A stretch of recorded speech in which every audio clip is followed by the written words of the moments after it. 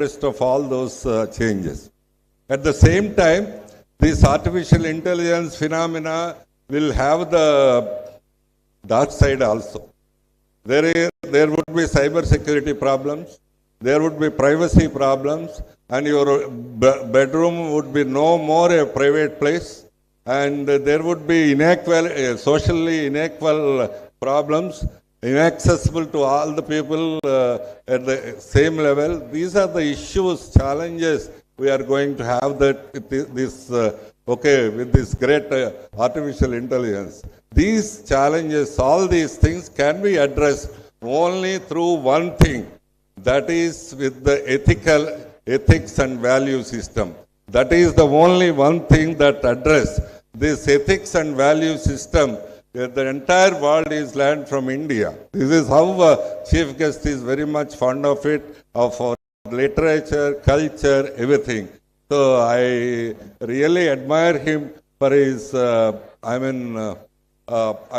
interest in the culture and literacy, being at the top judge of the Supreme Court. So this is what we are to. This is there in our culture. Not only simply, simply as guidelines, but we have to embed this in our courses, in our way of life, in our lifestyles. Then only that is the only answer to face these challenges. Challenges come out of this artificial intelligence. Otherwise, the whole society would be in trouble, and yes, nobody can help it. This is the phenomena. This has like nuclear bomb. This has the both sides. Very big energy can be produced, but it at the same time it can destroy many people. This is the phenomena with artificial intelligence where you are entering into. That is my concern.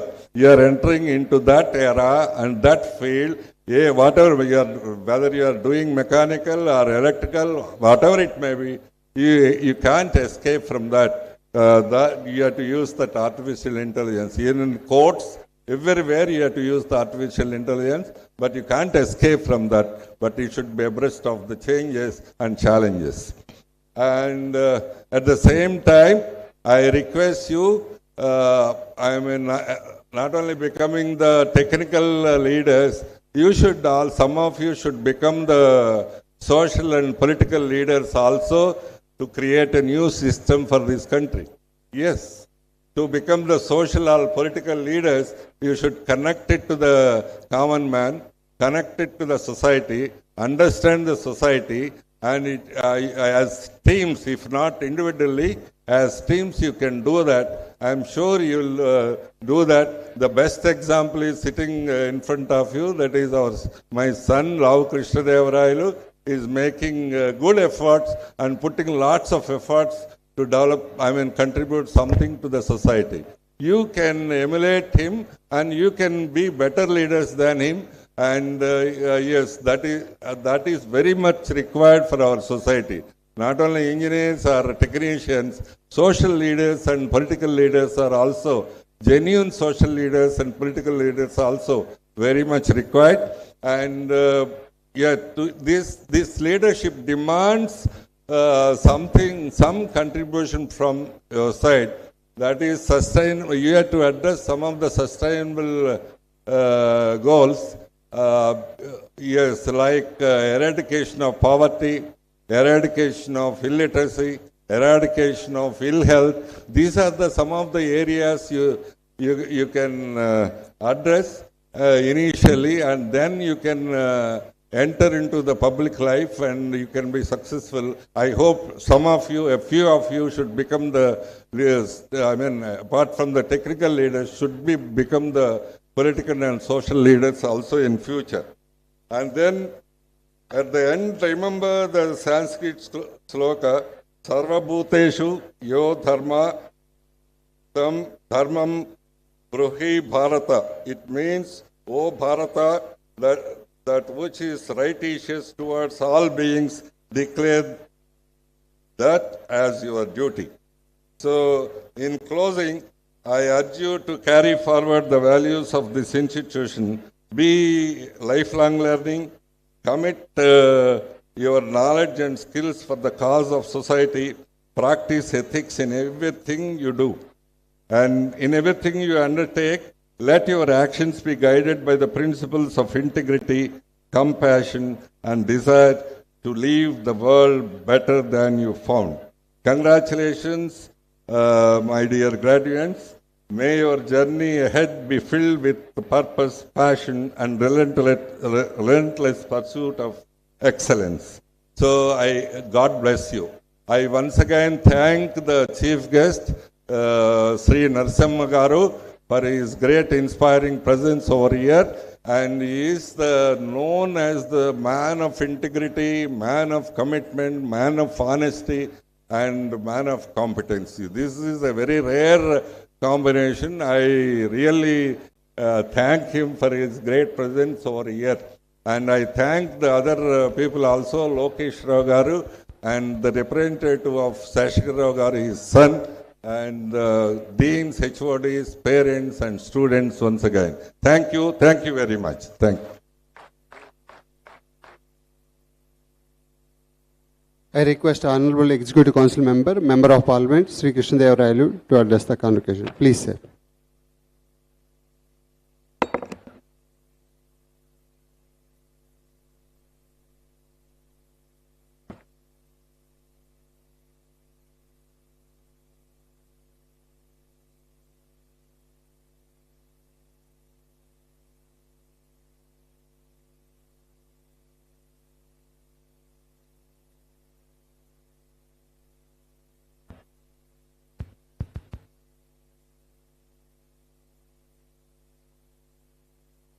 Chief guest of the 12th Vignan Convocation, respected Justice P. Narasimha Garu, our guest of honor, D. Rao Garu, M. Lokesh Rao Garu, and K. Koteswara Garu, and also our executive council members, our deans, HODs, importantly our Vice Chancellor, Registrar, and all the dignitaries sitting off the dais. A warm welcome to every one of you. Let me start off by congratulating the students first. I'm sure you all come here with a lot of excitement. I can see the noise. I can hear the noise. And also, most importantly, August 2024 has been a very eventful month for Vignan, because recently we have opened off campus at Hyderabad, and parents and students of respective states of Andhra and Telangana has posted faith in us and have joined and have blessed us in our campus at Hyderabad.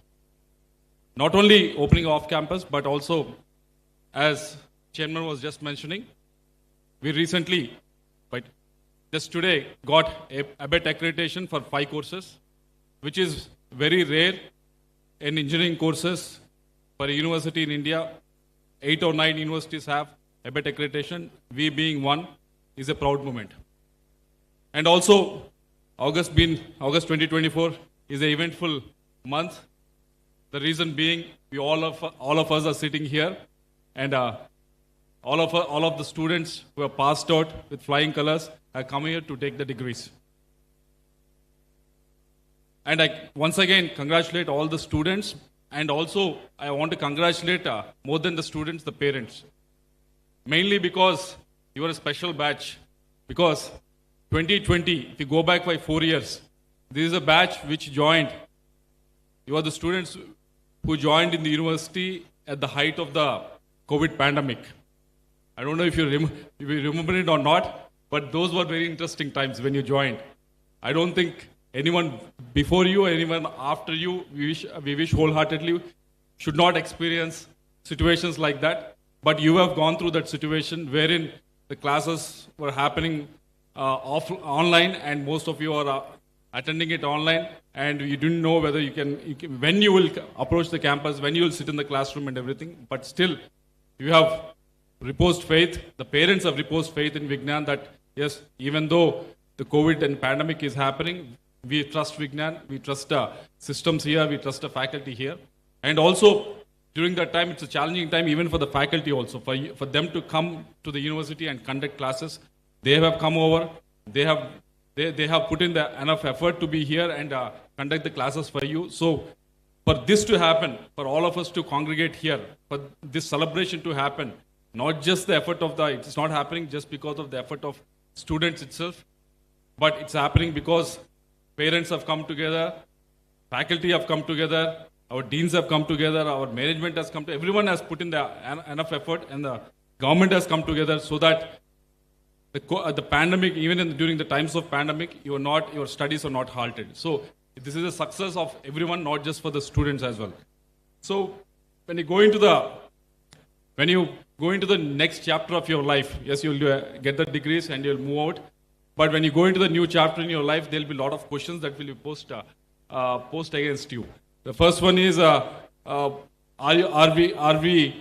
going to? There'll be a lot of situations that are going to come across to you.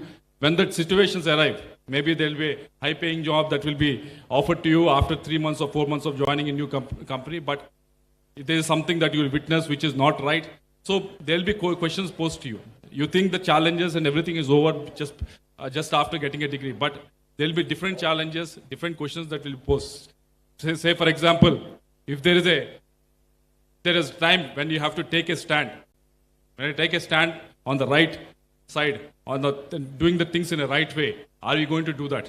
There'll be questions that will be posed to you. Something like, you'll be working, but your colleagues will be much more growing faster in their careers, but you'll be, even though you're putting the hard yards, you won't be moving forward as much as you're expected to. So you'll have those questions. You'll also have these questions like, should I stay back in India? Whether I can make it in India? Can I do it or not? And also, there'll be other questions, as the earlier speaker has been mentioning, whether you are abreast with the changes that are happening. Am I making sure that I'm putting enough efforts so that as the technologies are changing, am I going to move in that direction or not? So these are the questions that are going to be posed. Just because you're getting a degree now, that doesn't mean that everything is going to be sorted. There'll be different equations that will come into play. Definitely, you have to answer those. Say for example, if you have to, if you ever get posed a question like, when you started working, your colleagues are doing much faster than you, much better than you. Even though you're putting enough effort, they are moving much faster than you. Just remember one person, Justice P. Narasimha. I'm saying that because he was a lawyer, then he became a Supreme Court. He went to Supreme Court and started practicing there. And once he started practicing there, he was also participated. He has also participated in one of the interesting and landmark cases, that is Ram Janmabhoomi. He has put in all the efforts there, but without, he didn't have those. If I ask you, if you ask him in person whether all your aim when you started being a lawyer is to become a judge in the Supreme Court, I don't think that will be there in his mind when you started as a lawyer. He would have been thinking, I would be a great lawyer in this country, but recognition will come once you put in the time, once you put in the effort to work in the direction. So whenever you are posed with that question, whether I'm going in the right direction, just think of P. Narasimha Garu. And also, there'll be some other questions like, there'll be people asking you, are you going to stand on this side or are you going to stand on this side? You must be watching. You must have watched Olympics recently. All of you must have watched Olympics recently. There are a lot of people who won the medals. There are a lot of people who won gold and silver for their countries. Not just one medal, many medals. But there is one person who had really made me feel something in the whole the 14 days of Olympics. The person was Vinesh Phogat. She was, of course, she competed well. Of course, she defeated two people who were not defeated until then. But unfortunately, she couldn't get the medal. But everyone recognized her more than anyone else. Not just because she competed in the Olympics. She didn't even get the medal also. But because not just in the Olympics, but outside in her life, where she could have been comfortable, she could have been happy, comfortable and happy in leading her life. she has taken a stand about something that was not right in the society. She has stood up in the streets of Delhi and she had fought for the fellow athletes. So you will also be posed with those kind of situations. Definitely try to, as much as possible, try to stand, take the inspiration from Vinesh Bhogat and try to stand on the right side of the question.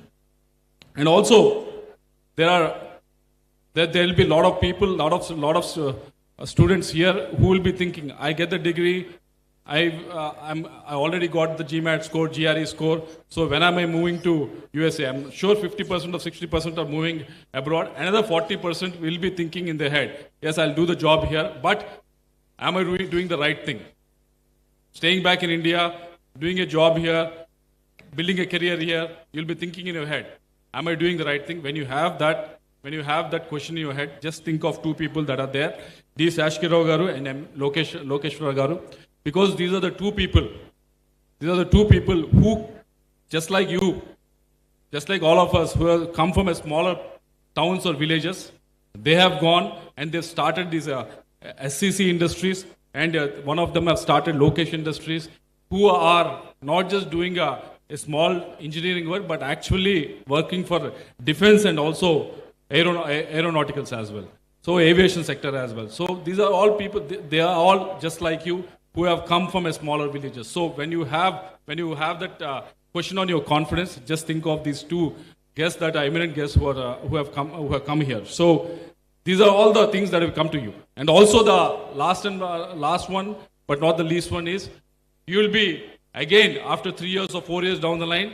You must be seeing right now a lot of people are being laid off after putting 3 years or 4 years of the work, mainly because their core competencies are not being, new technologies are not being updated on them. So when you have, you must be thinking, I have an engineering degree, why should I do that?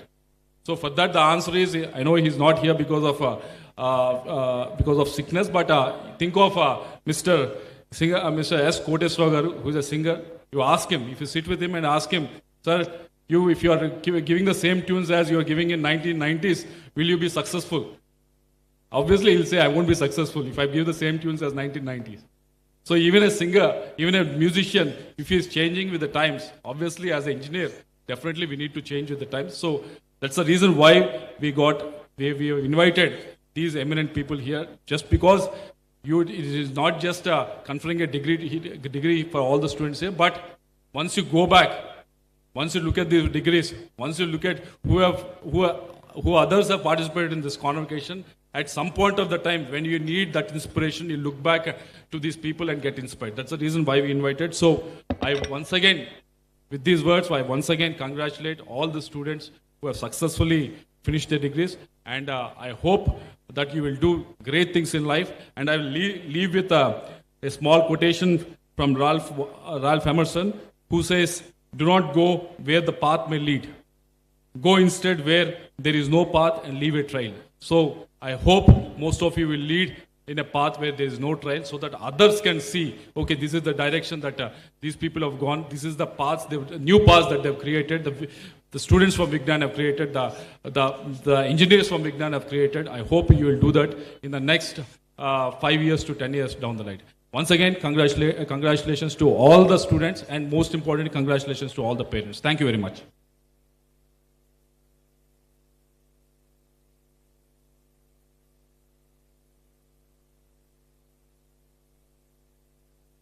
I deem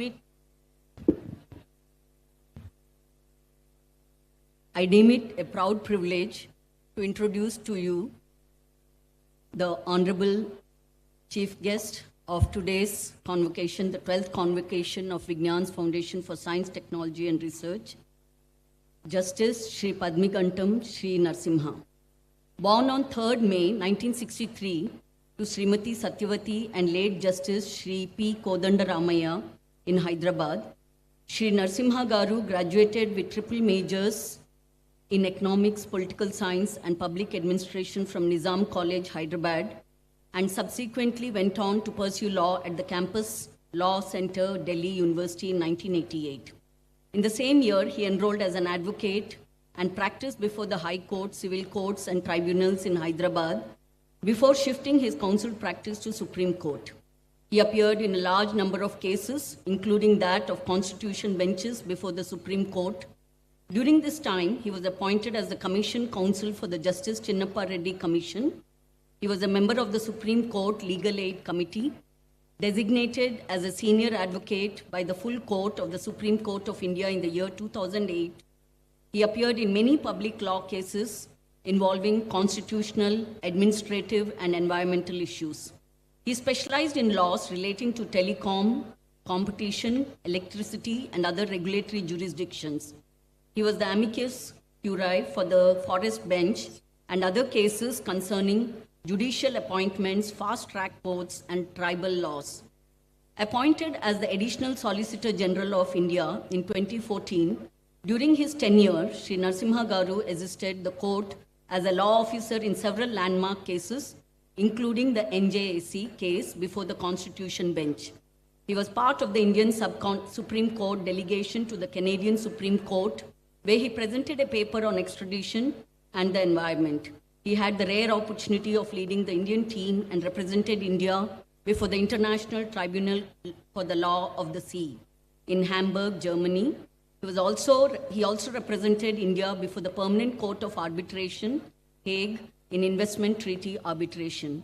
He was part of the governing body of the National Legal Services Authority of India and closely associated with the Mediation and Conciliation Project Committee of the Supreme Court of India.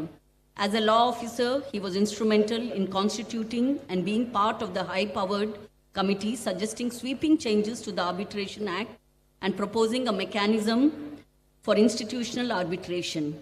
He is closely associated with the making of the law on mediation. He was a member of the committees relating to the restructuring of all appellate tribunals and reviewing the legal regime concerning corporate social responsibility. Supreme Court appointed him as a mediator in the BCCI case. He could successfully mediate between the members and the board for holding elections and the constitution of an elected body. He has been on the executive council of many national law universities and other educational institutions. He was elevated as a judge of the Supreme Court of India directly from the bar on 31st August 2021. During his tenure as a senior advocate, Justice Narasimha played a key role in many crucial cases, most notable among them being the BCCI matters and Ayodhya land dispute.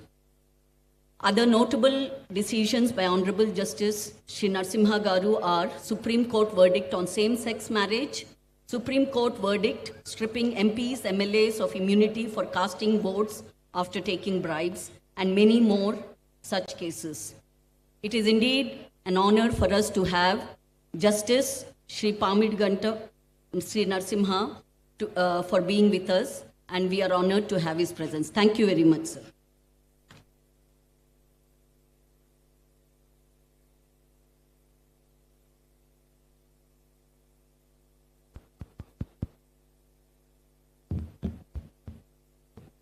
My pranams to all elders here and best wishes to everybody else.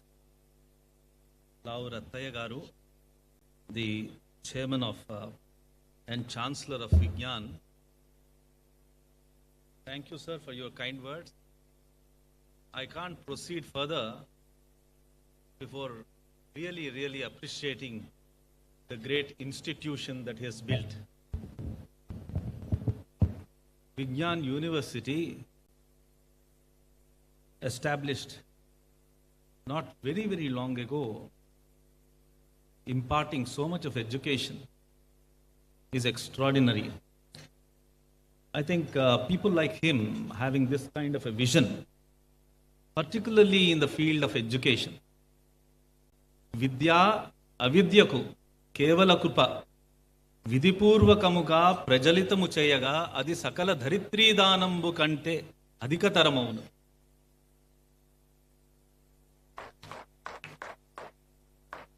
To establish an institution to impart education and ensure that it is transmitted successfully and fully, and taking it as a mission is equal to a person donating the entire universe. That is what has been recognized. I therefore appreciate every effort that he has taken. Allow Sri Krishnadeva Rayal Garu, Vice Chancellor, Vice Chairman and Member of Parliament. In both of them, I think Vignan students have definitely two great mentors.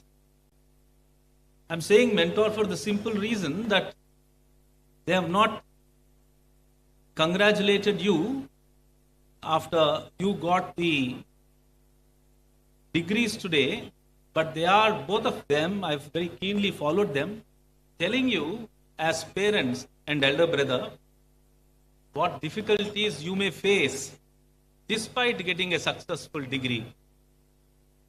These are the persons who are known as well-wishers for each and every student. Professor Nagabhushan Garu, Honorable Vice Chancellor, Mr. Dr. M.S. Raghunath, Registrar, our esteemed guests of honor, son of Sheshagiri Rao Garu is here, Mallapudi Lokeshwar Rao Garu, and son of Koteshwar Rao Garu are also here, Vice Chancellor of Nalsar University, and members of the executive, parents, some of the members of the AP Judiciary, and most importantly, the reason, the motivation, and the driving force that made me fly 1,800 kilometers, the graduate students of Vignan. I am congratulating you for an extraordinary event in your life. Your enthusiasm, your aspiration, and the potential for a bright new world are truly inspiring. I extend my gratitude to Vignan University for giving me this opportunity of addressing you. Dear graduates, I would like to congratulate your parents, your mother and your father, on their fulfillment of their dreams. It is really beautiful to imagine that your loving parents will embrace you today as you transform from the status of a student to that of a professional degree holder. I would like to congratulate also the faculty and countless people who are behind the scenes and have contributed to your degree in some way or the other. Becoming engineer is not a small thing, or a professional degree holder is not a small thing, considering the fact that you are perhaps the third or fourth generation of an independent India. It is therefore momentous today.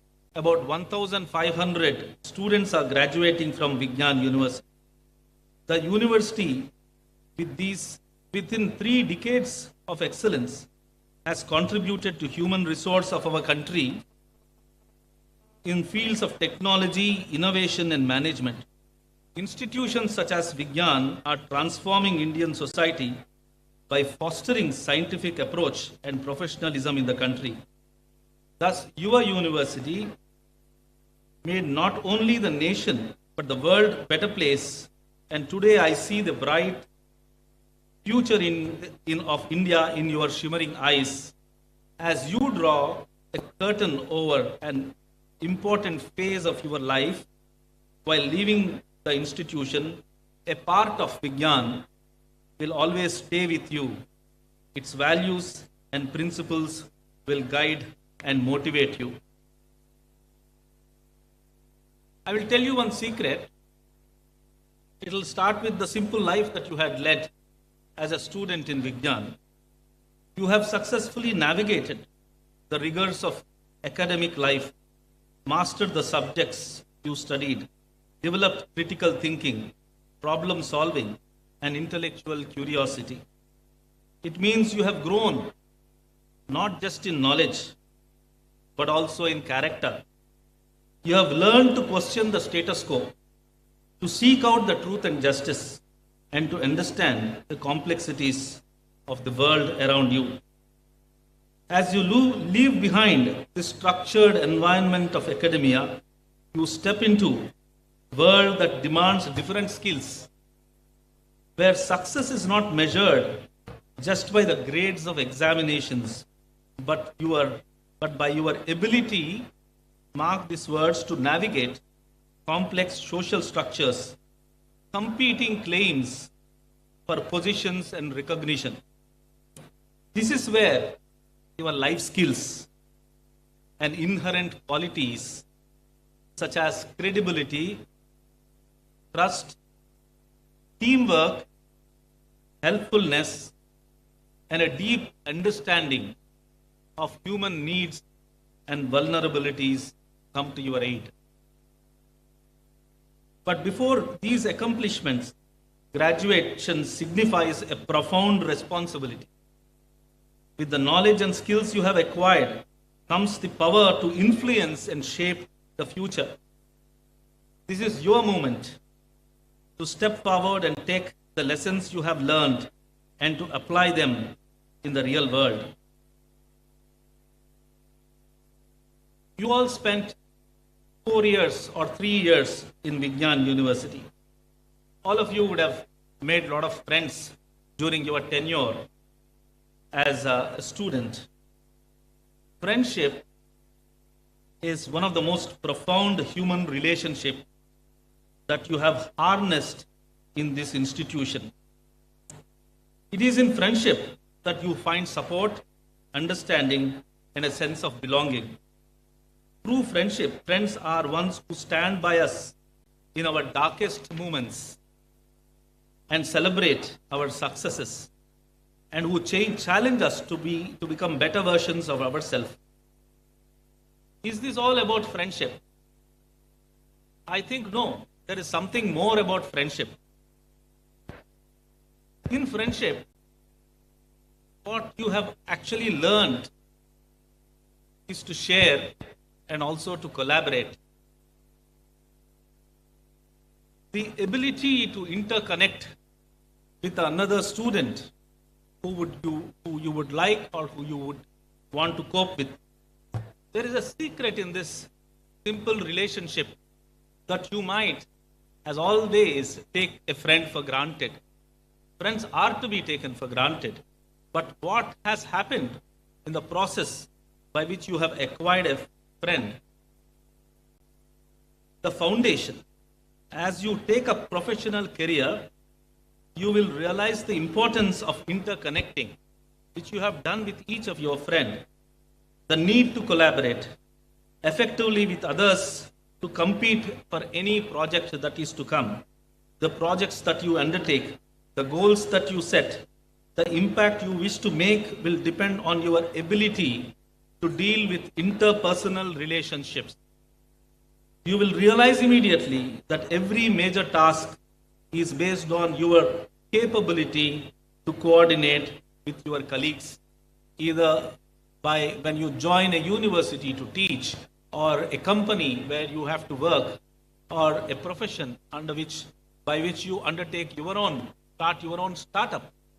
Wherever you are, whatever you are, in whichever manner that you may proceed to get into the new phase of your life, your ability, your capability to coordinate with another person comes to your rescue, and that is what will be the determinative factor wherever you reach, however big you may become, and wherever you want to go any further. Mark this day of convocation as a transition from I to we. This is the story behind every project, every task, and every collaboration. As a judge of a constitutional court, I may tell you that this transition from I to we is also the story of India. It is this I to we that led us to acquire our freedom from the Britishers. And again, it is this I to we, our collaboration, which has led us to make our constitution. This is how our constitution commences by saying, we the people of India. I hope you are able to understand the convergence that I am suggesting to you, that as you start your life as an I, and our happiness, our future, our success, our accomplishment of goals will always be in the context of how we collaborate with fellow beings. And if you transcend the territoriality of our country, how we collaborate with others in the nation. That is how India is shown, India is spoken of to become a Vishwaguru, where you would indicate and tell the world the correct ways of living together. As I boarded the flight to Guntur, I was thinking of what should the theme of my address be.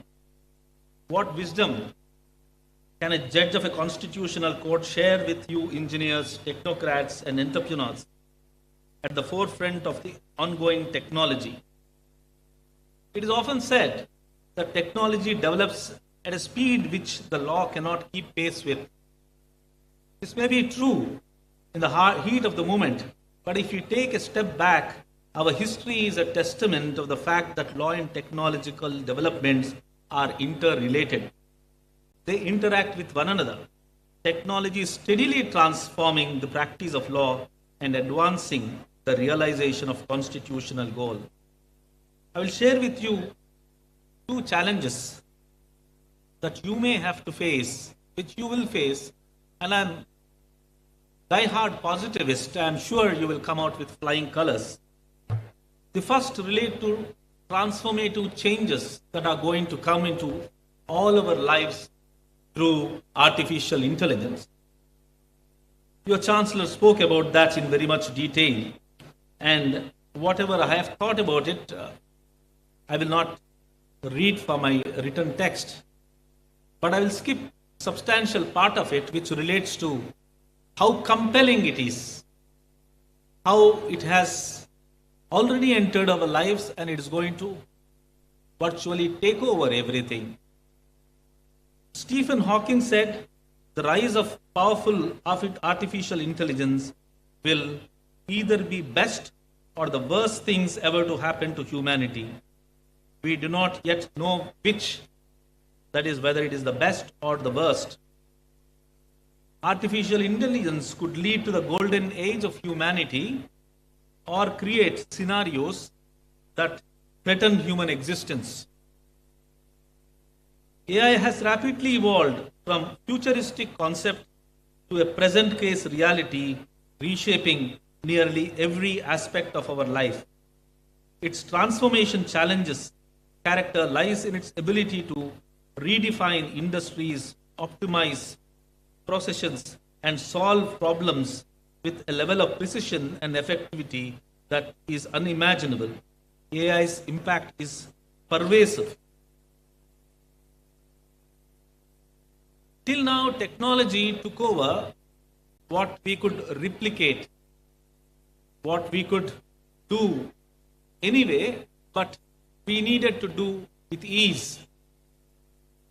Artificial intelligence goes a step further. It replicates not merely the routine work that we can do, but it is said it replicates our thinking.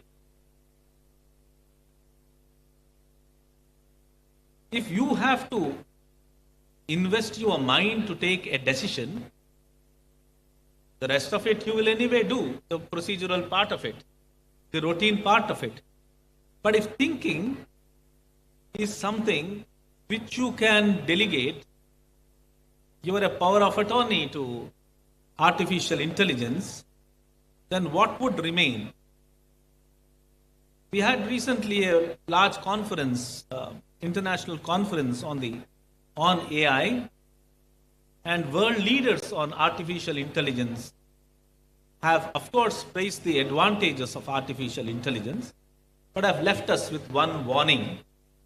That warning is, if artificial intelligence take over our routine methodologies of thinking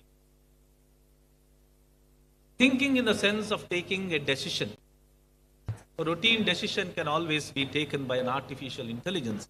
Depending on the body temperature and other symptoms, an artificial intelligence can give you a medicine.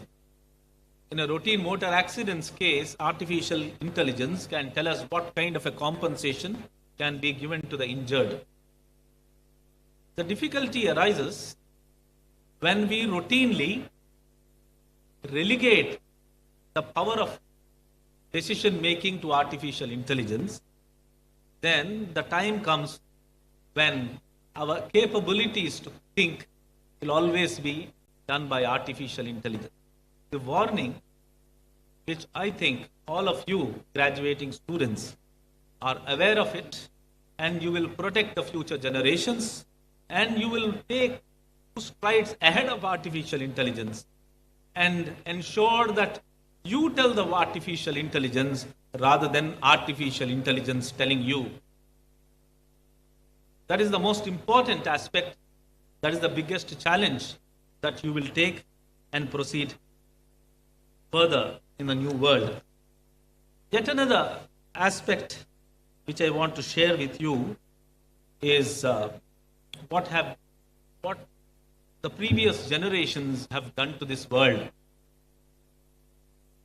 There is a documentary of Edinburgh about how the world has treated this little universe of a little earth of ours immediately after the World War.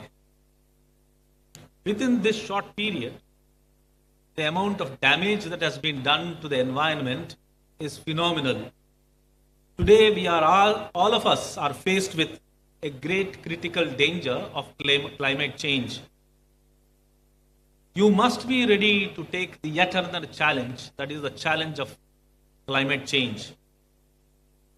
The torrential rains, unseasonal rains, the cyclones of coastal Andhra and Orissa, the landslides of Himachal Pradesh, the cloudburst of Uttarakhand, the Kerala landslide yet again, and the formation of lakes in the deserts of Rajasthan. These are all indicators of climate change. The way artificial intelligence is going to change our lives, the warning is that climate change is going to drastically change our lives. This challenge is again on your shoulders. Are we to wait for this climate change to take us over and be the sufferers and consequences of climate change? Or are you going to take 4 steps ahead and tell the generation below you, before you, to take what steps to be taken? How are you going to handle the climate change? What are the simple steps that you would suggest? What technological changes are you going to bring about? What managerial changes that you're going to propose? It is all on your shoulders. So we will wait for you. This is the greatest challenge that you will take, and I'm most confident that you would take up these challenges and come up with flying colors. And I thank the organizers and Vignan University for giving me this great opportunity of addressing you today at the convocation. My all the very best wishes to you, your parents, your professors, your teachers, and everybody who has contributed for you becoming graduates today. Thank you very much.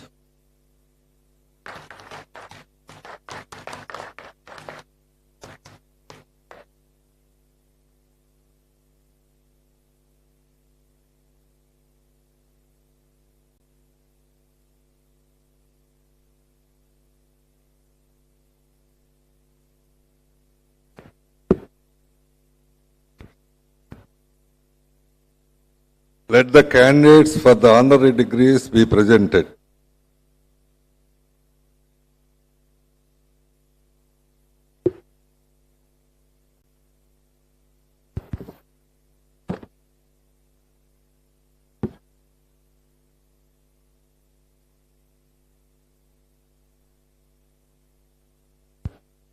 Doctor of Science, Honoris Causa, Sri Duntineni Shashagirrao Garu.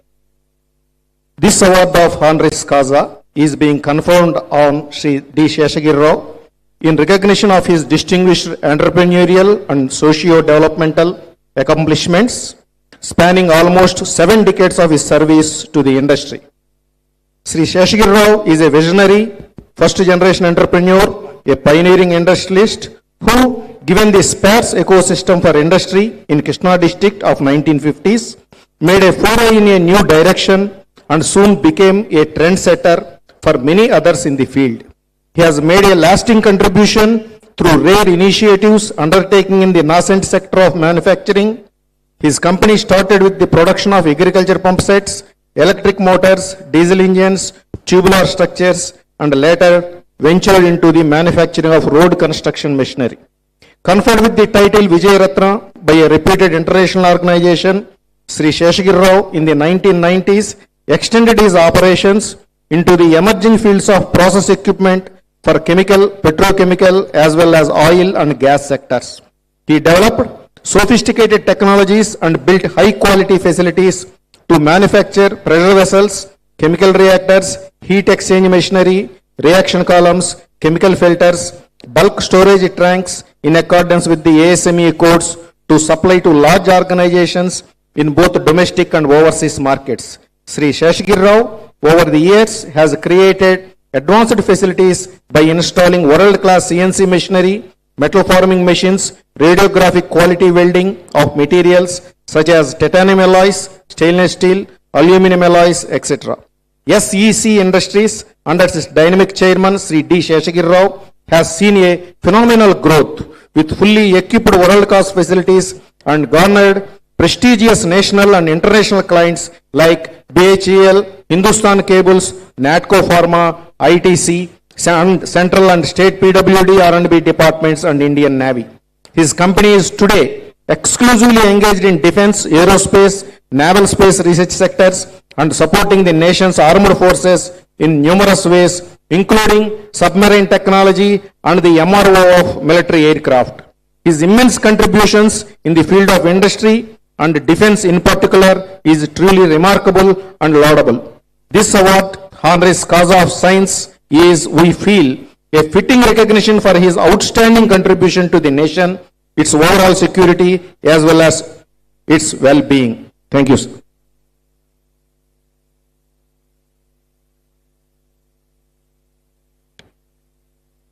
I request Vidyasagar Garu to come and receive the degree on behalf of Shashagirrao Garu.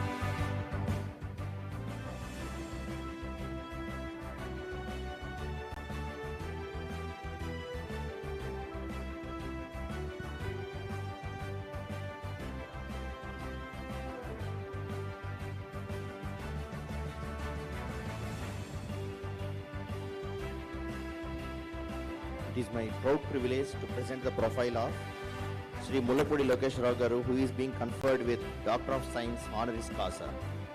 This award is being conferred on Sri Mullapudi Lokeshwarao, Managing Director of Lokesh Machines Limited, for his exemplary work in the field of manufacturing, engineering and applications. Born into a traditional agricultural family from Eluru in Andhra Pradesh, Sri Lokeshwarao secured his diploma in mechanical engineering from Tanuku before going on to become a technologist and an entrepreneur.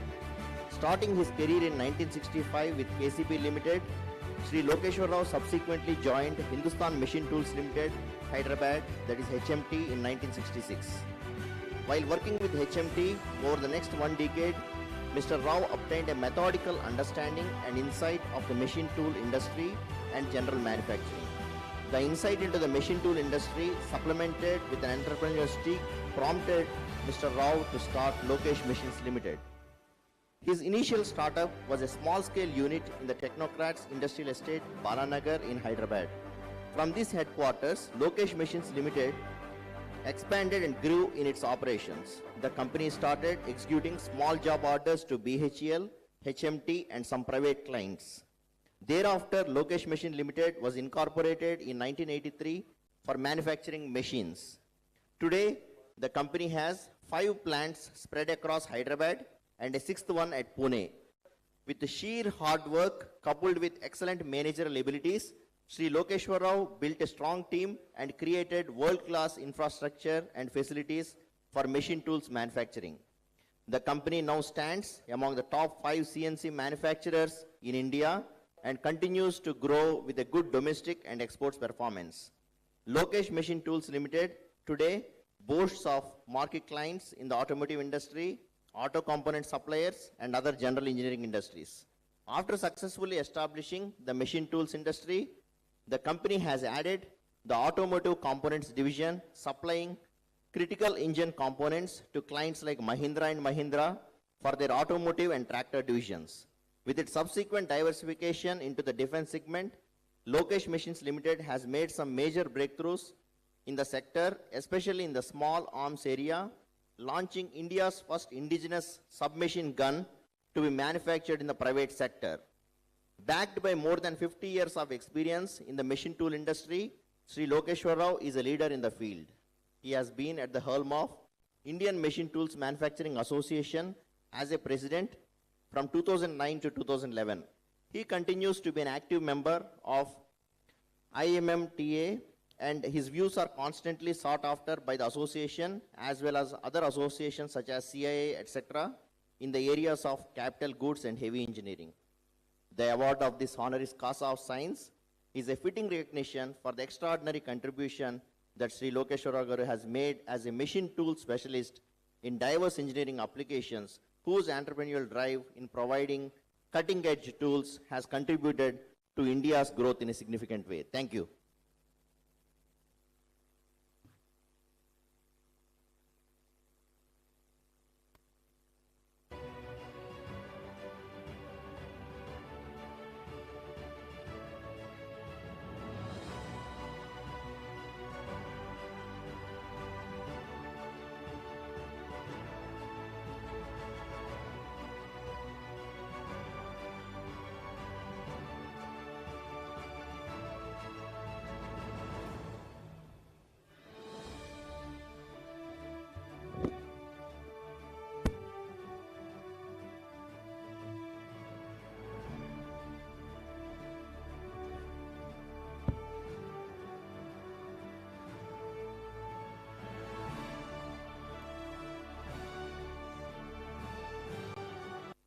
Doctor of Letters Honoris Causa. Citation Sri Saluri Koteswar Rao Garu, Koti. Sri S. Koteswar Rao, more popular as Koti, is a leading luminary in the world of Indian music. He stands as one of the most celebrated composers and music directors of Indian film industry, particularly within the world of Telugu cinema.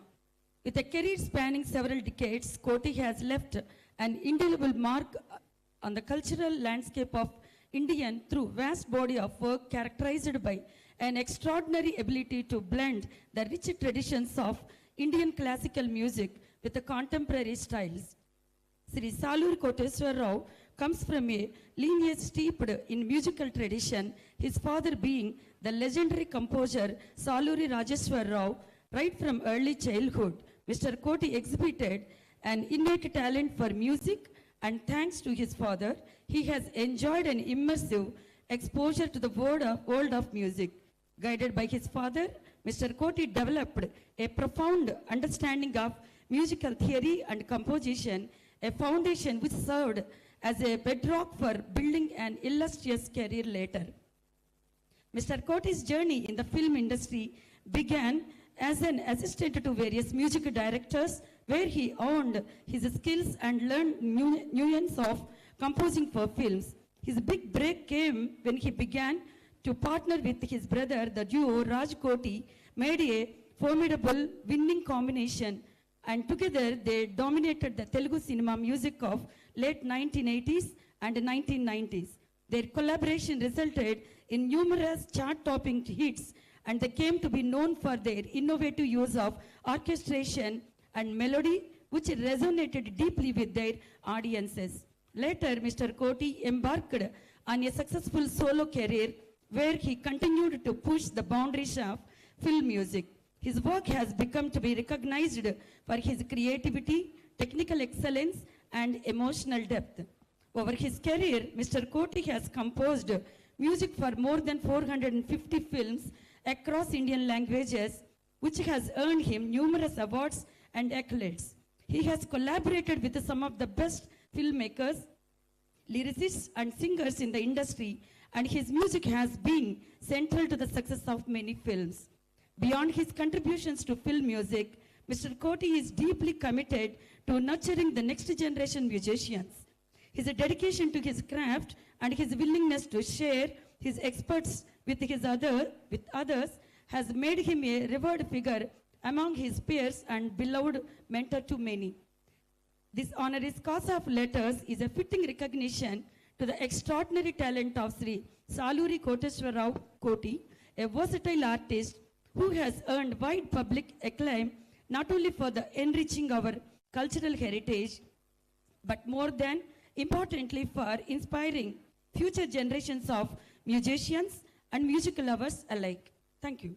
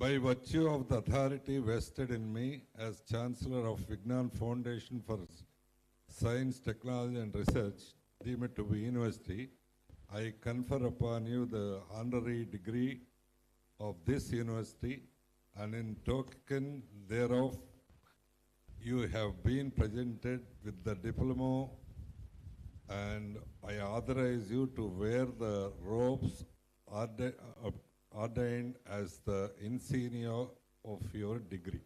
Thank you.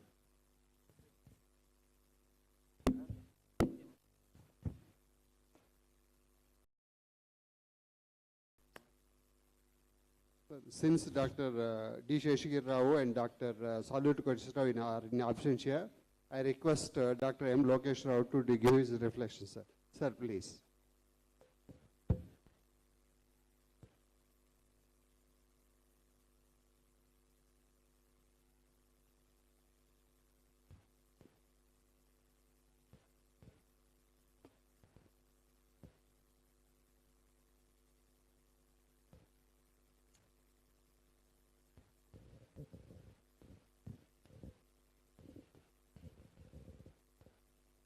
Honored Chairman Dr. Rattaya Garu, Chief Guest Honorable Judge Supreme Court of India Sri Narasimha Garu, Vice Chancellor Professor Nagabhushan Garu, Vice Chairman Sri Krishna Devarayal Garu, Registrar Commodore Dr.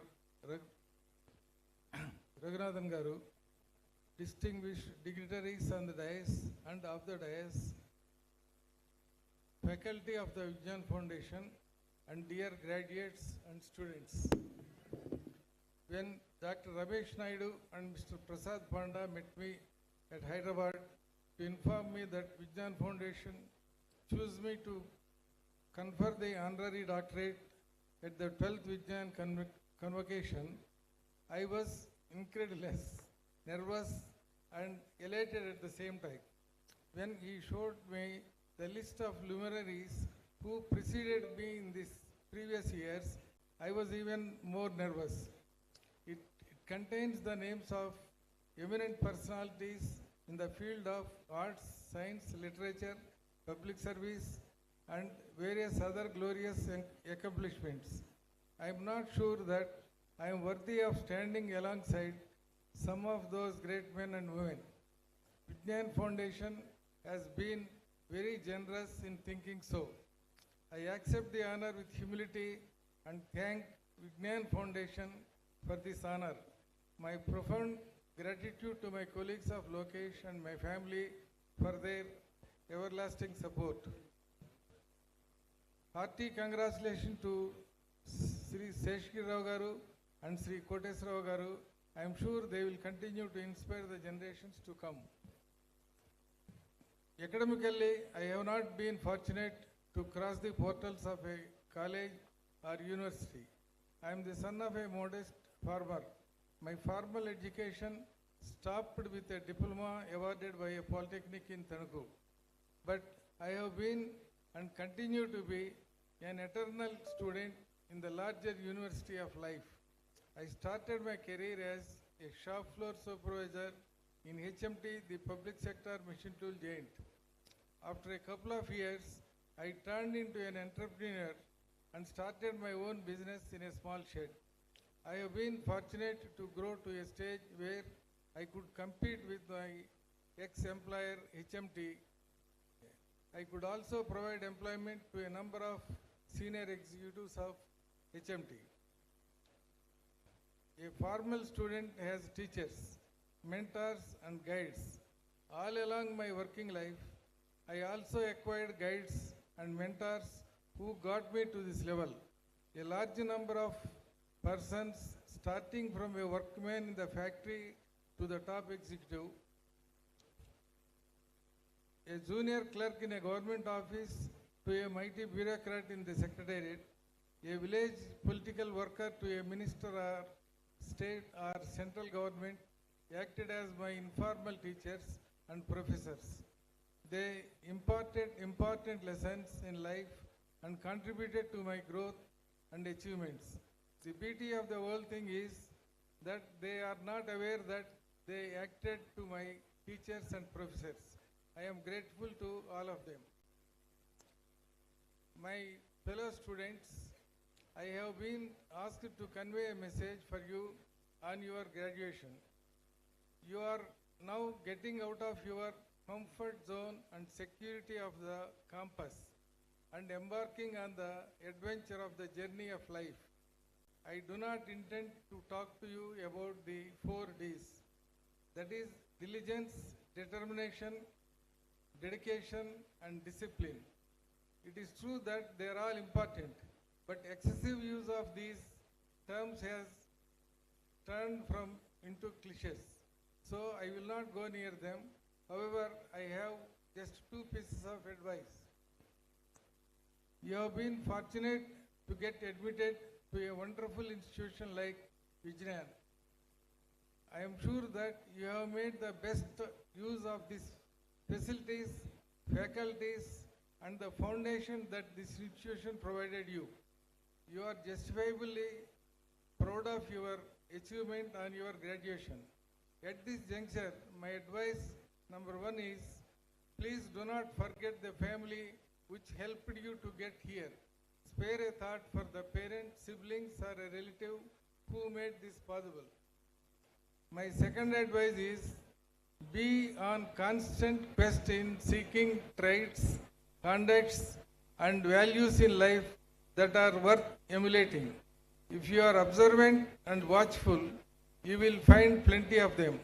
In my case, being an avid reader, I have learned many things from the writings of Lee Iacocca, a legendary turnaround specialist who turned around Ford Motor Co. and Chrysler, then Akio Morita, who drove Sony Corporation to greatness, and our own Satya Nadella, far younger than me, but far, far wiser, and many more such personalities, old or young. I can tell you from personal experience that it has helped me immensely. So with these two simple pieces of advice, I wish you all a life full of fulfillment and greatness. All the best and God bless you all. Thank you.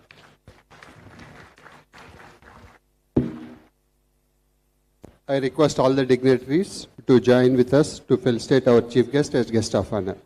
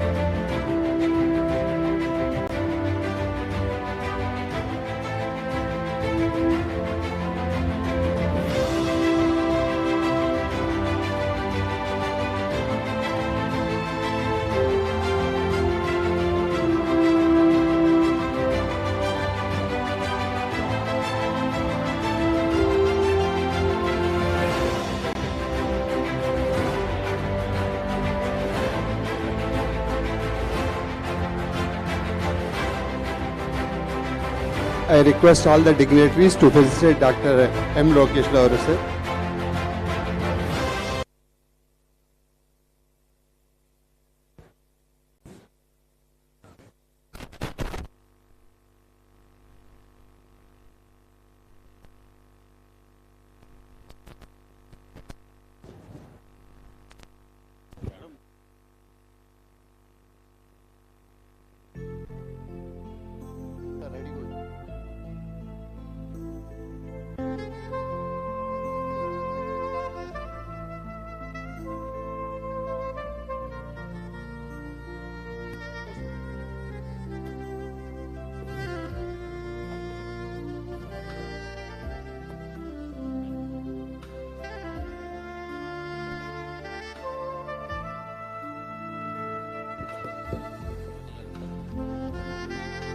I request all the PhD candidates to come to the dais to receive their degrees.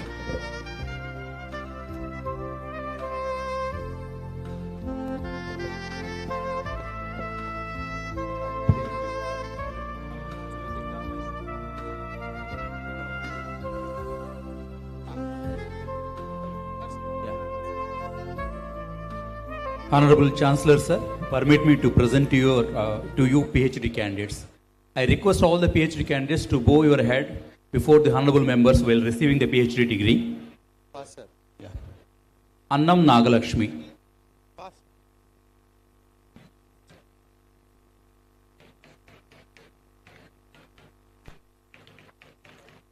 I request all the PhD candidates to bow your head before the honorable members while receiving the PhD degree.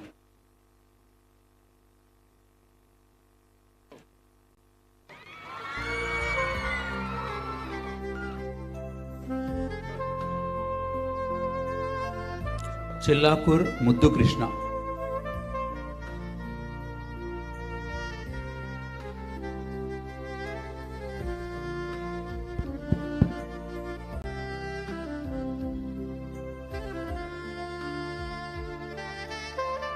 Duddala Sai Sushma.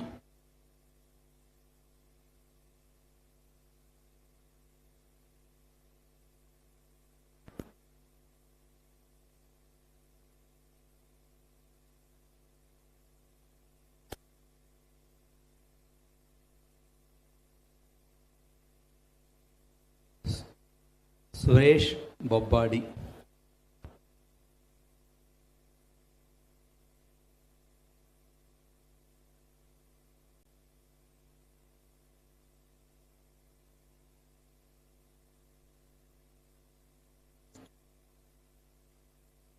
Pramod Kaki.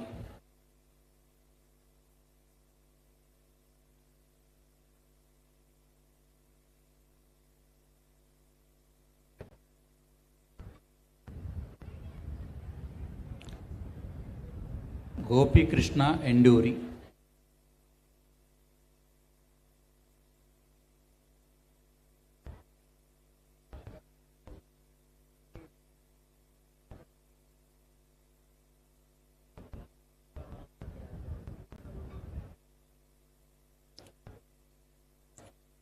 Dodda Bhargavi.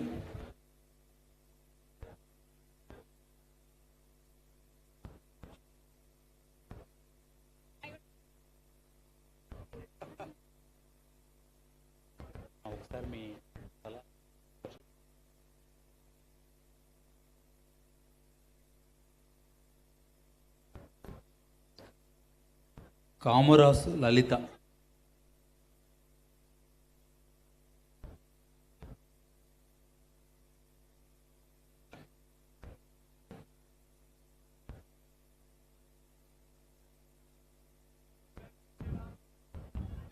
Please bow your head before the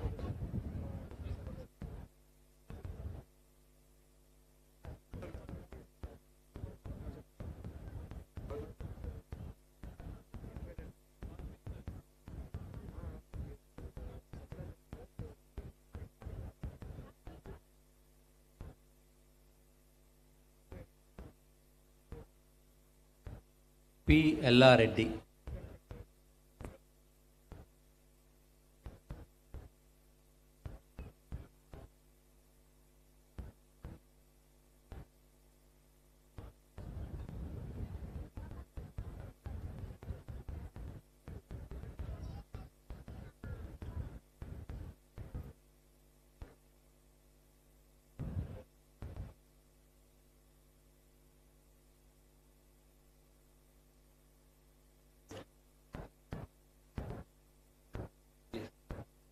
Jhansi Lakshmi.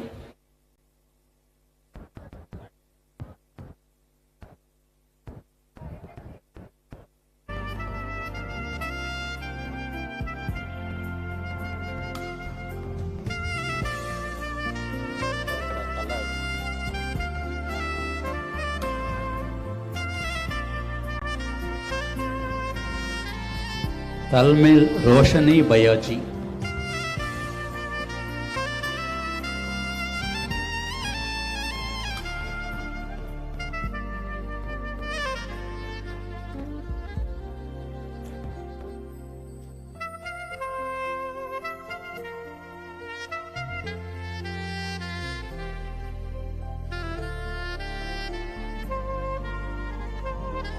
Gade Anoop Hanumanth.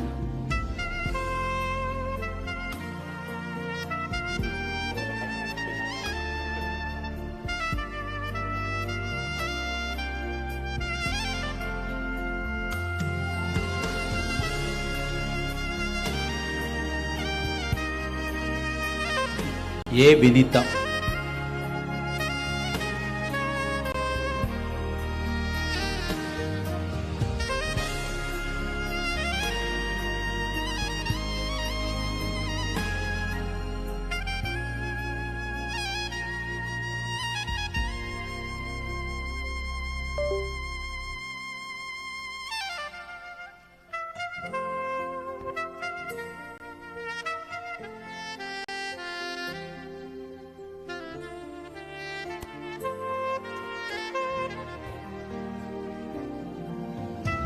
Siju Samuel.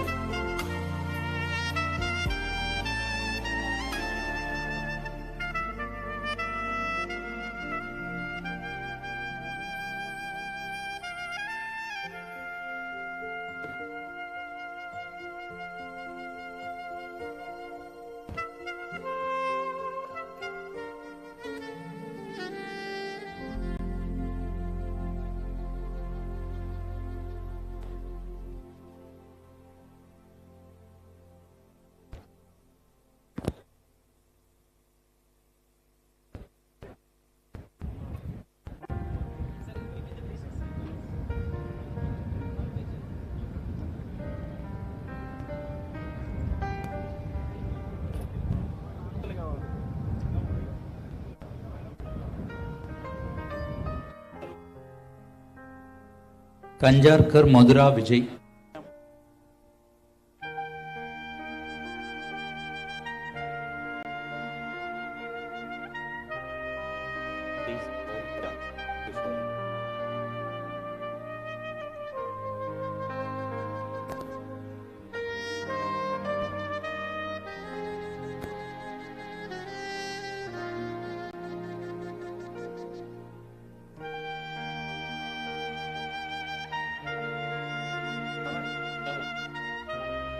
Kommoju Lovaraju.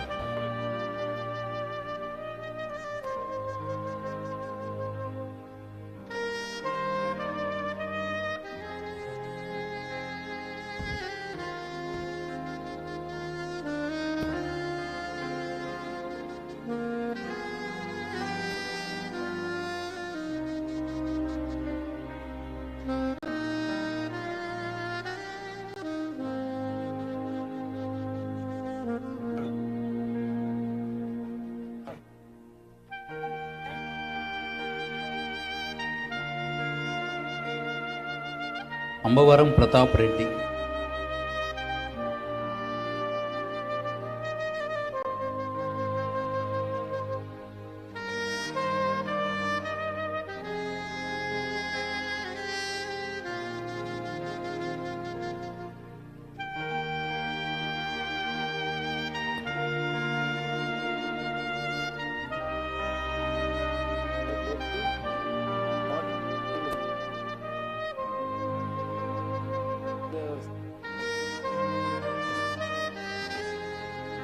Praveena Kati.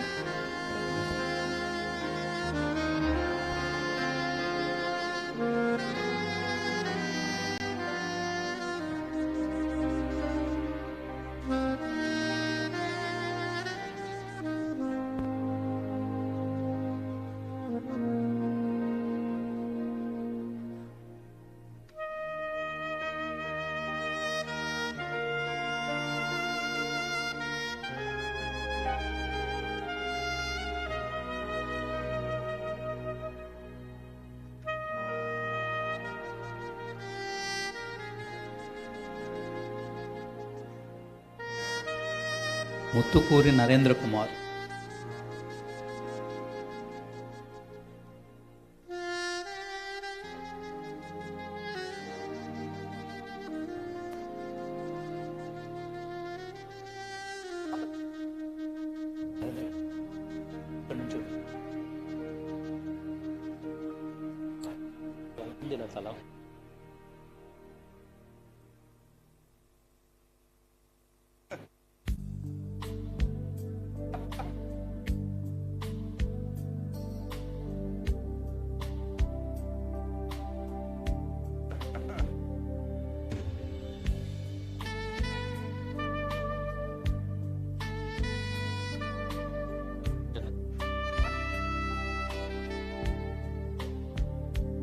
Narsipuram Rajanand Patnaik.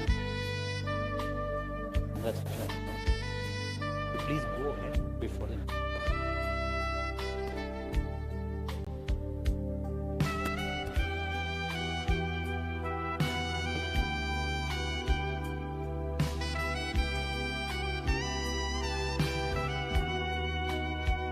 Lingeswararao Kota.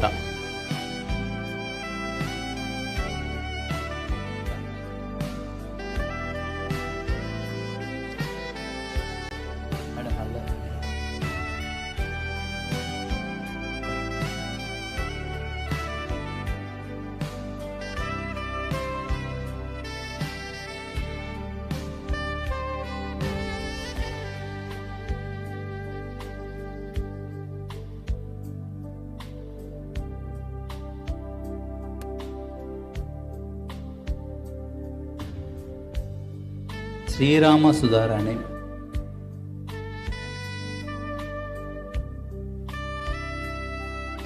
Madam.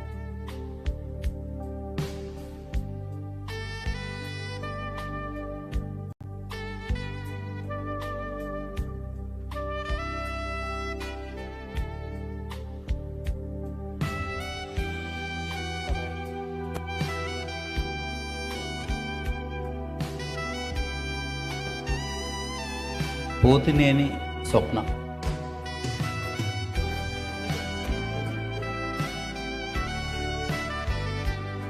Garikapati Prithviraju.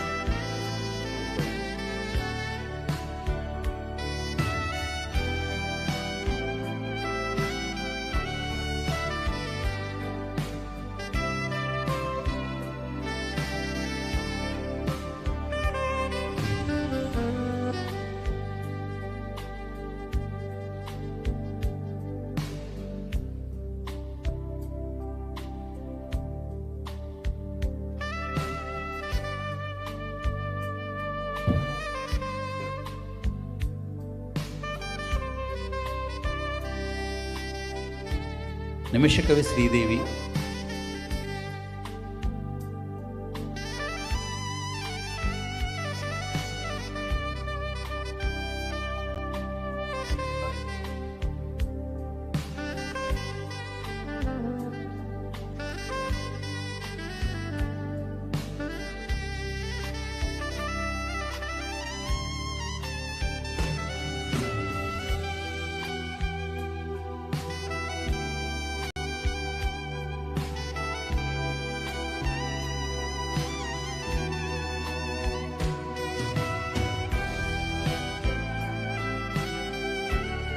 Nimishakavi Sridevi. Please. Five members. Only five. T Nagamalleswari.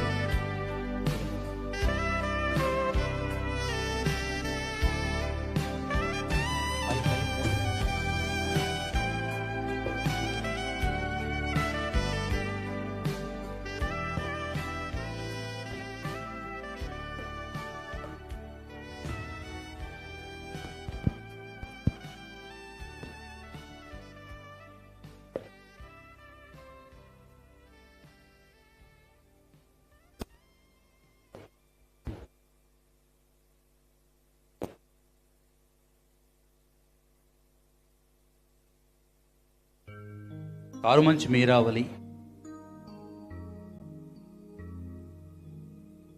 Karumanchi Meeravali.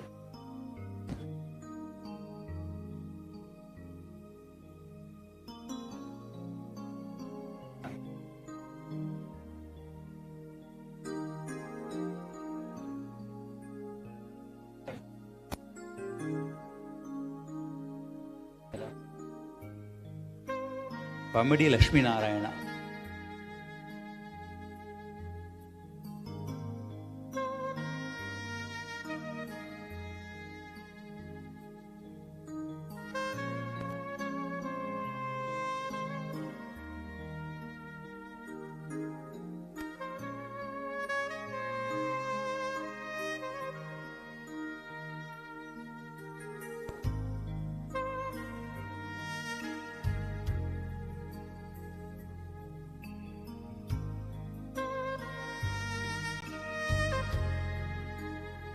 టెంకాయల నవ్య కుమారి,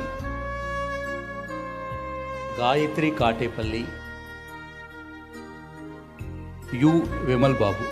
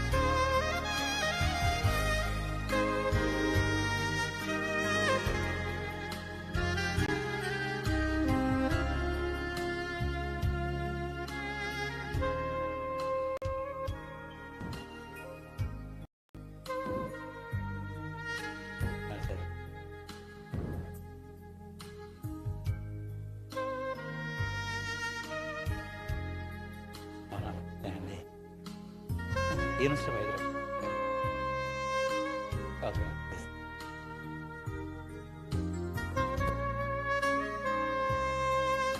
Okay.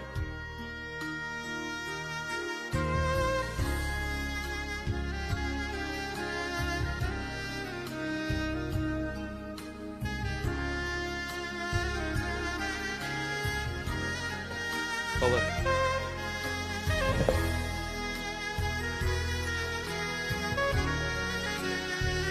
Thank you. I request all the participants to rise from your seat. Our Honorable Chief Guest is leaving the Convocation Hall. All you are requested to rise from your seat.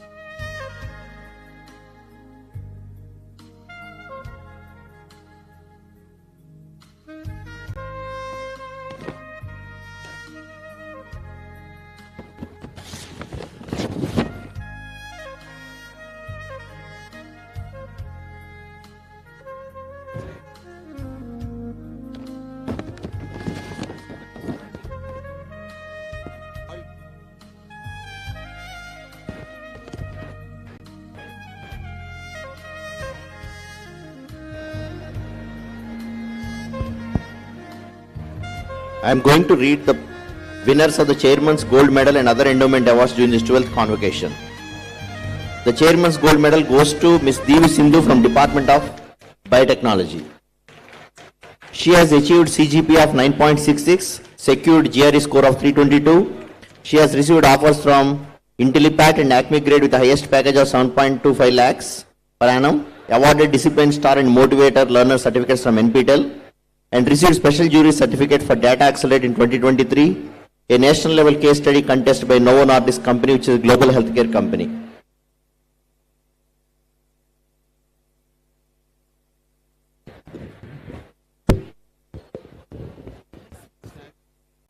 Sri Lav Venkateswalu's endowment medal goes to Jangala Kusmakumari from CSC.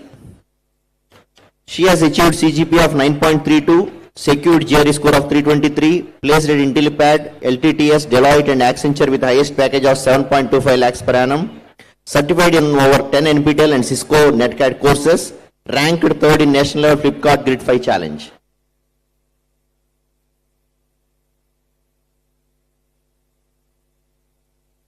Sri Bandarpalli Venkateswara's endowment medal goes to Gadi Aditya Verma from Bioinformatics. He has achieved CGPA of 9.41, secured GRE score of 319, won Best Idea Presentation Award, earned more than 10 NPTEL course certificates, placed at Ceasefire International Drug Discovery and Clinical Research Private Limited, and episodes with the highest package of 5.15 lakhs per annum. And Sri Albert Ravindranath Endowment Medal goes to Ms. Murra Snehalata from CSC. She has secured GRE score of 318. She is placed at construction.a, TCS and Quixi with the highest package of 7.5 lakhs per annum. Ranked in the top 150 at the state level Hacker Fest by Fresher Boat. And completed internship at construct.a with a stipend of 15,000. Certified in over 17 courses across NPTEL, Udemy and Cisco Netcad, NCCP certificate awardee. Thank you.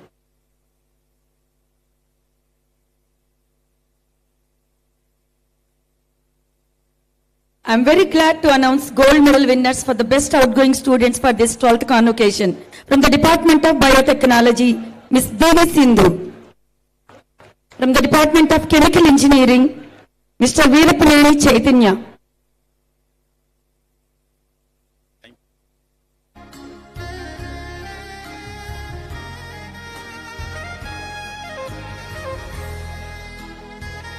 From the Department of Civil Engineering, Mr. Balanagu Namo Amarnath.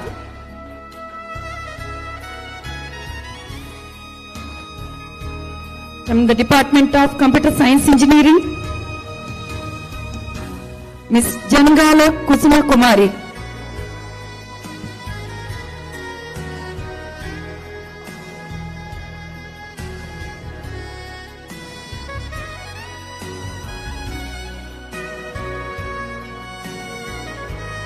From the Department of Electronics and Communication Engineering, Mr. Sheikh Baji.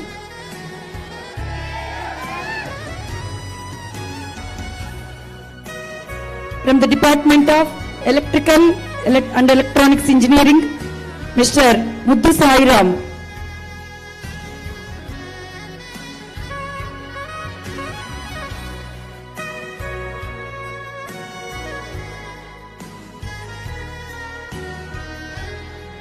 From the Department of Information Technology, Ms. Joy Kumari.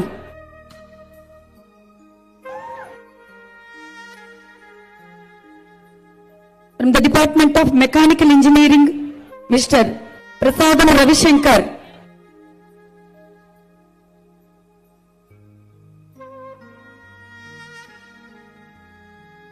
From the Department of Agricultural Engineering, Mr. Totakura Bharat Chand.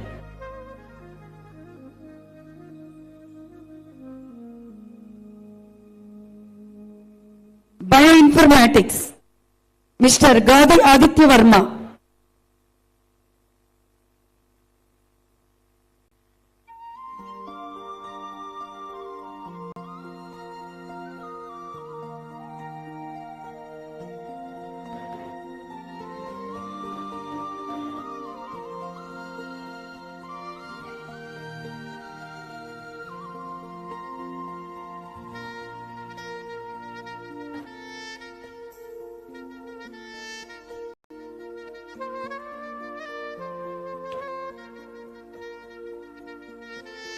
Department of Food Technology, Ms. Kongal Reddy Jyotirmai.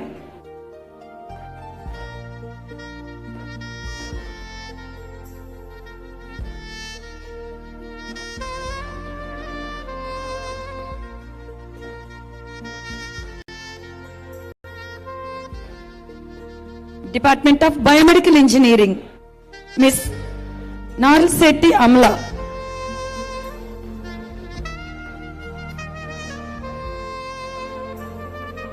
Narisetti Amala.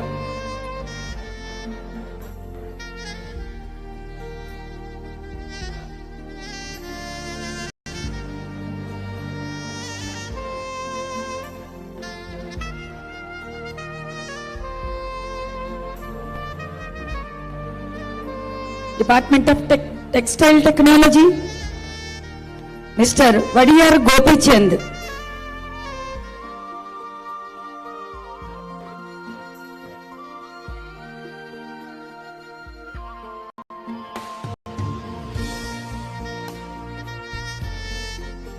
Department of ACSE, Artificial Intelligence and Machine Learning, Mr. Kakani Vamsi.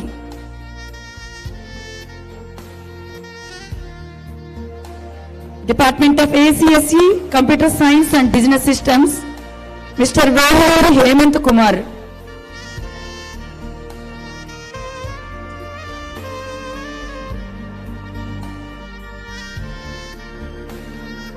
Department of ACSE Cyber Security, Ms. Tadepalli Poojita.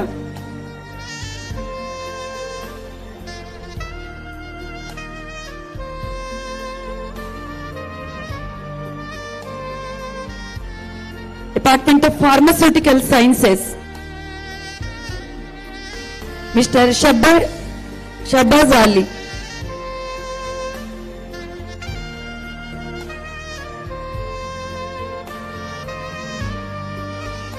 Pharmaceutical Sciences, Mr. Shabaz Ali.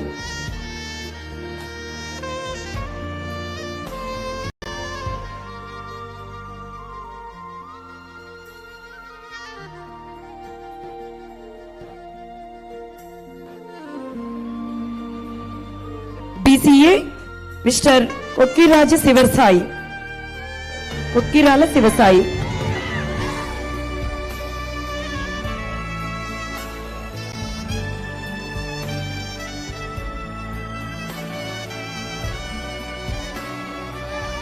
MCA, Mr. Syed Irfan.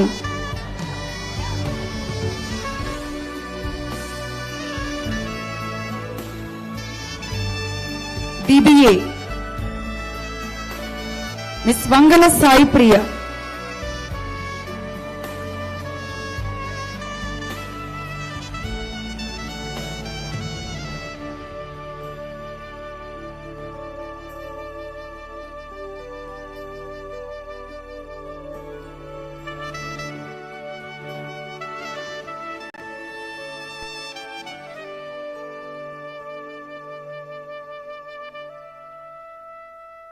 BBA, Ms. Vangala Sai Priya. MBA, Ms. Ernagula Mahima.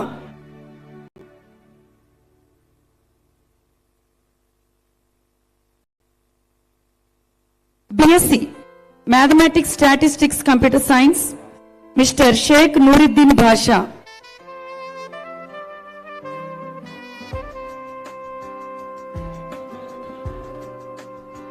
MSc Organic Chemistry, Mr. Sheikh Sardar Jani.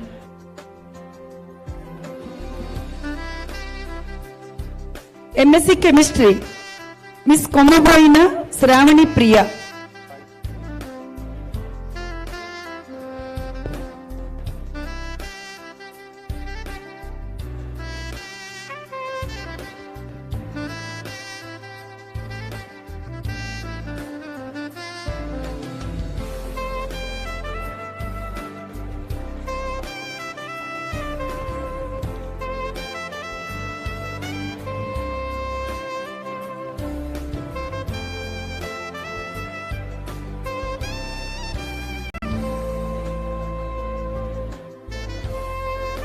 I'm very glad to announce the next level of non-academic awards for this 12th convocation.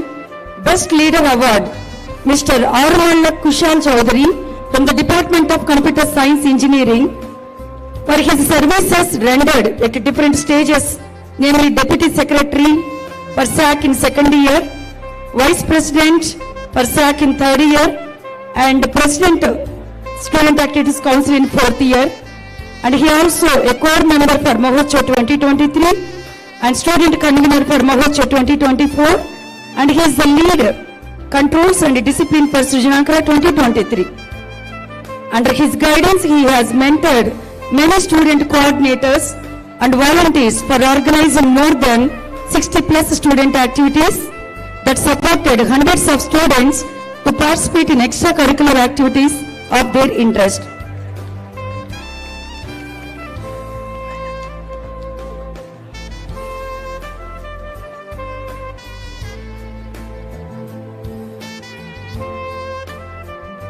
Next, Best NCC Cadet, Mr. Tirumalasetti Pavan Kumar, as an acknowledgement to his accomplishments for attending annual training camp, combined annual training camp 3 in second year, a special national integration camp in third year, and for achieving B and C certificates exam, he has further cleared CAPF Constable and AP Police Constable examinations. Next, Ms. Sheikh Shakira, Best MSS Volunteer for her services rendered at different stages, namely Section Coordinator for University Extension Activities Council in second year, Joint Secretary for and Student Ambassador for SVREP in third year, and President for AIS in fourth year. Involved in events such as a book for anyone, Feed the Hunger, blood donation drives, health camps, and many more. Congratulations to all the best outgoing students and non-academic award winners. Thank you.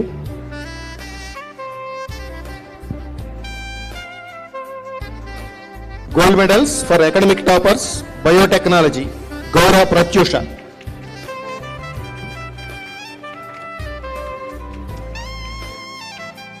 Chemical, Marri Banu Prasad. Civil, Kondra Naresh. CSE, Sheikh Faisal.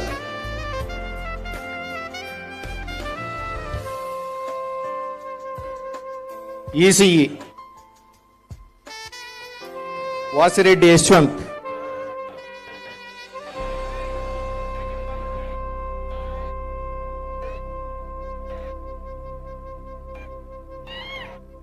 Triple E, Patan Afrin Sultana. IT.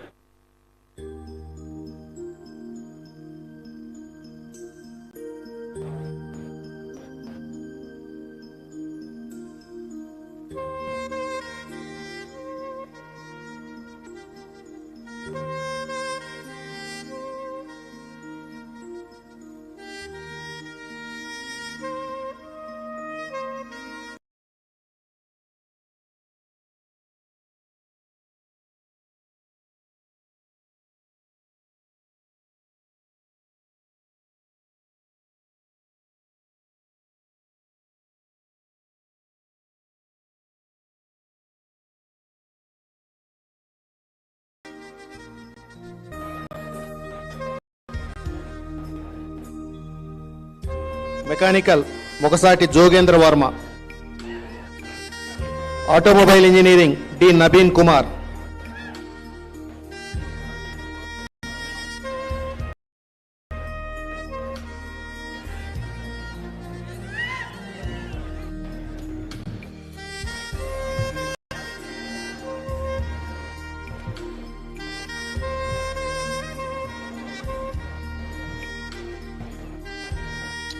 Textile, S.O. Mohan.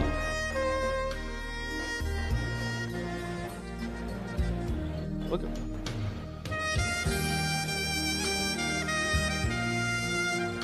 Agriculture, Katraketa Kalyan.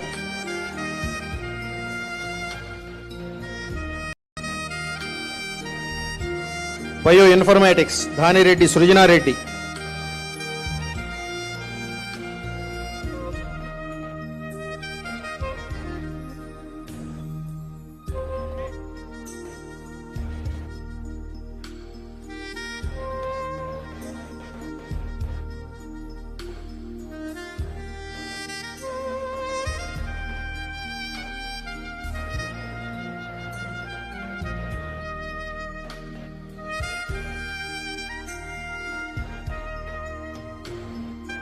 Food Technology, Curry Serenya.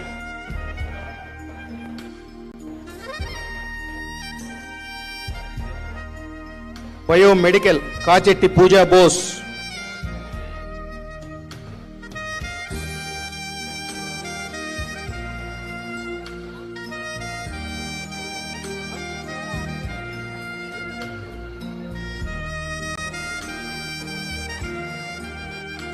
Petroleum, Mustafa. CSE AML, Annam Sai Teja.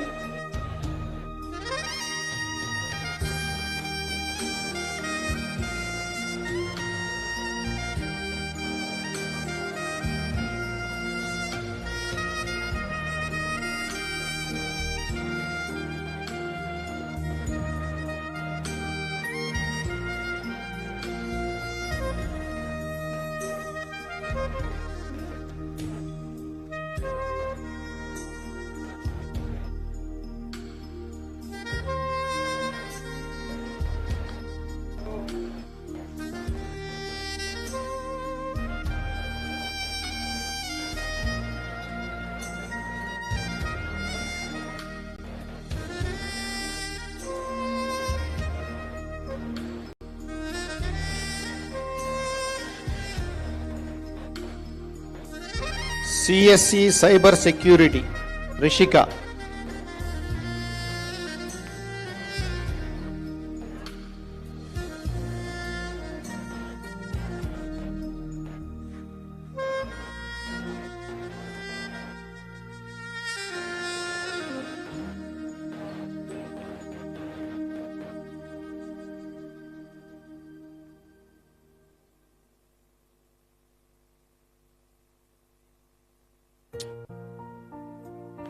CSBS, Hemant Kumar.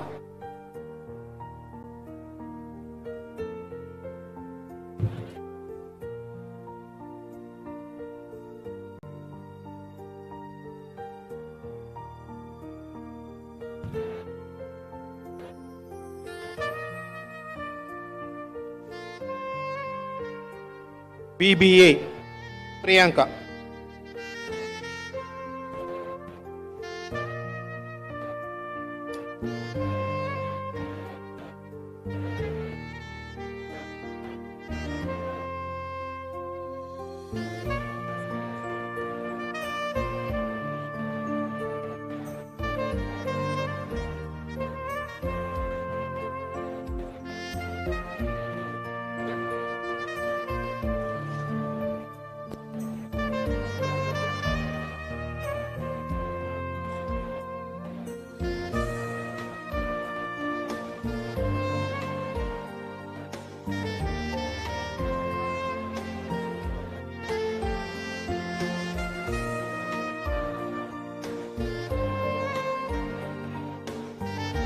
BCA, Sheikh Nasmeen.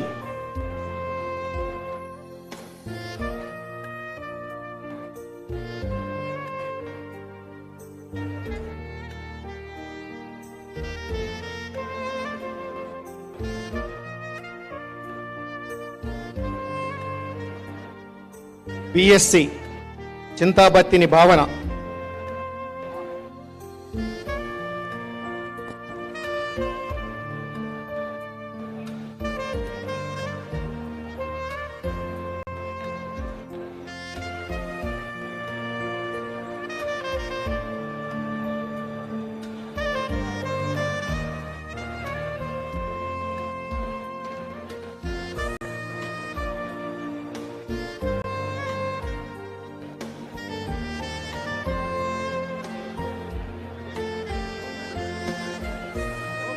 MBA, Vemula Chandra Lakshmi Manasa.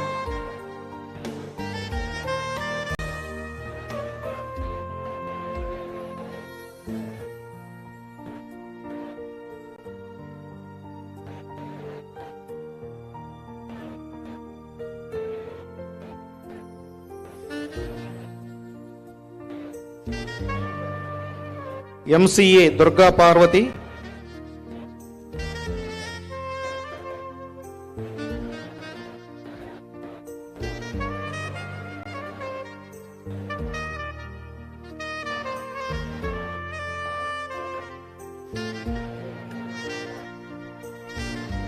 MSc Chemistry, Ramisetti Indrani.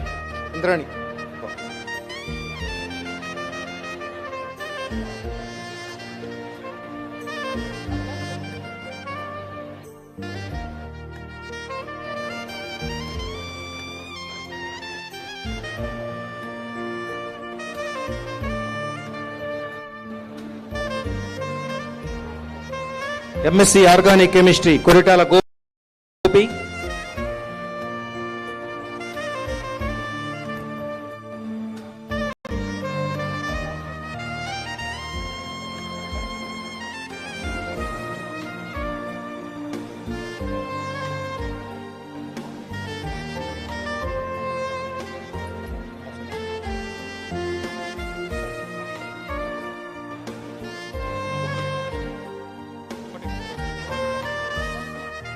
From Center of Distance and Online Education, we are having Upandra Muggu from MBA General.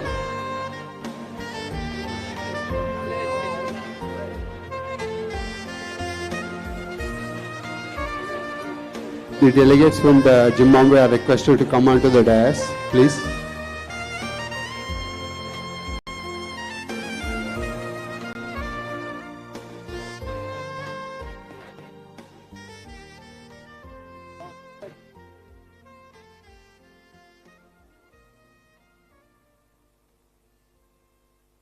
Zimbabwe.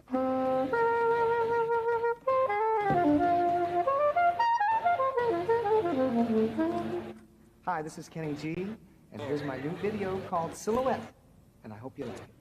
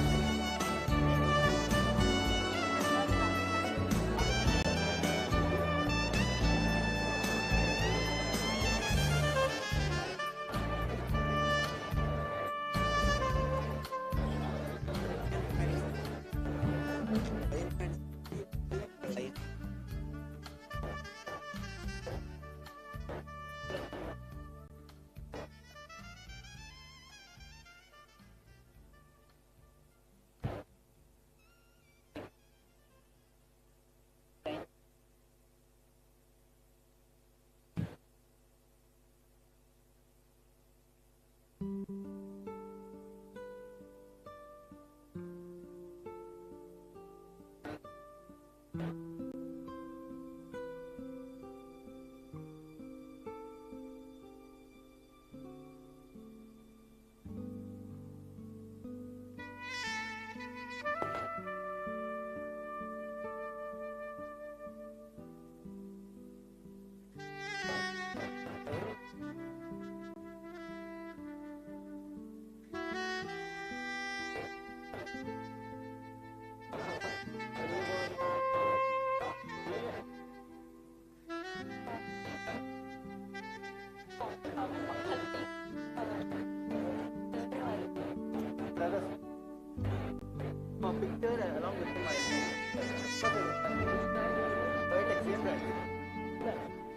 back again.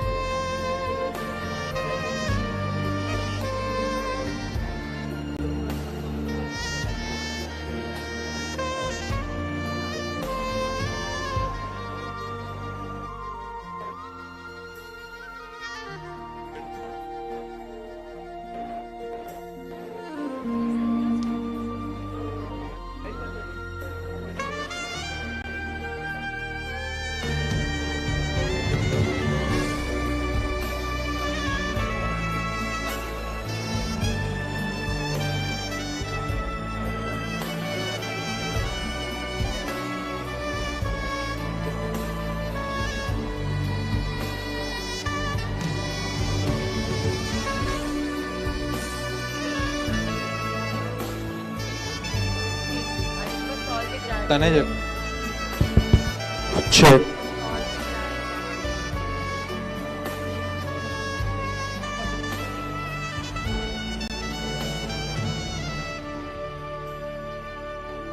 I request all the graduates to please be seated in the convocation hall for the pledge. I repeat, I request all the graduates to please be seated in the convocation hall for the pledge.